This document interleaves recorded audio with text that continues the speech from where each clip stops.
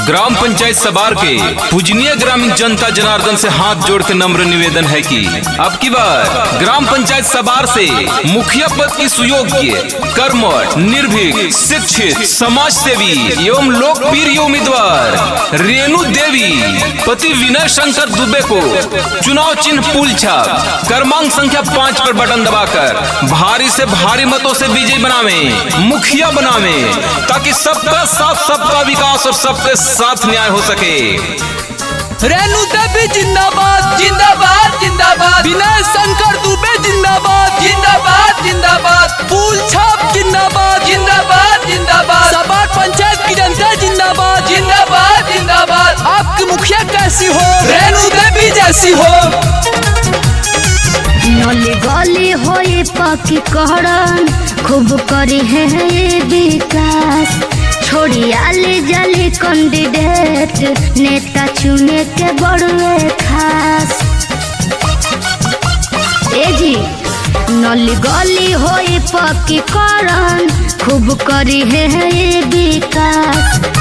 सबार पंचायत में चाची बावे नहीं पे विश्वास, दुखी गरीबन पे होई ना अत्याचार, पुल छप पर बटन दबई है हमार चाची, मुखिया बनई है अब की बार, सबार पंचायत से खार बारी रेणु देवी विजयी बनई है अब की बार।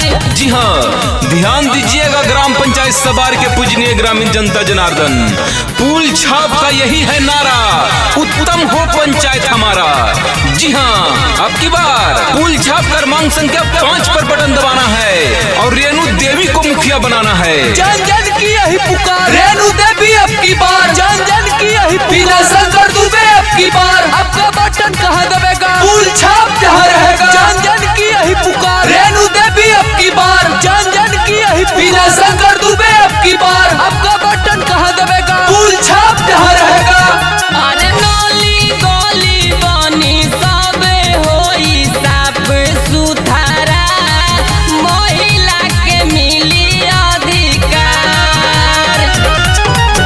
ए होई आवास मिली मिली वृद्धा पेंशन, सबका के मिली रोजगार, लागी जाए बिजली खाली रही ना बाधा, एहो पुल छप पर बटन दबई है हमार चाची, मुखिया बनई है अब की बार, सबार पंचायत से खाड़ बारी रेणु ध्यान देवी दीजिएगा, रेणु देवी आई है, नई बदलाव लाई है, इस बात को नहीं भुलाना है और पुल छाप पर बटन दबाना है।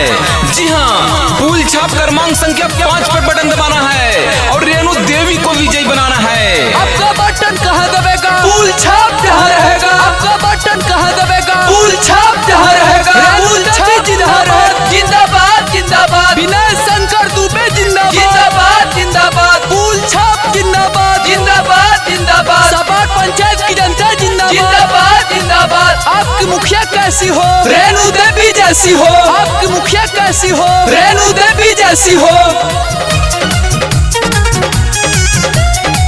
रिकॉर्डिंग बाय साउंड ट्रैक बारू। जानी दे चई दारू पैसा पाए भैया लोग, नेता चुने के भाई मंदार, आहो शिल्पी सुमन लहरिया के करेले बिनतिया, अरज करी जा स्वीकार, दुखी गरीबन पे होई ना अत्याचार, एहो कम संख्या 5 पर बटन दबई है, विजयी बनई है अब की बार, एहो हमरो विनय शंकर दुबे आइले दुआरिया, मुखिया बनई है अब की बार। गली होई पक्की पक्की करन खूब करी है ये विकास। छोड़ी आली जाली कैंडिडेट नेता चुने के बड़ुए खास। दुखी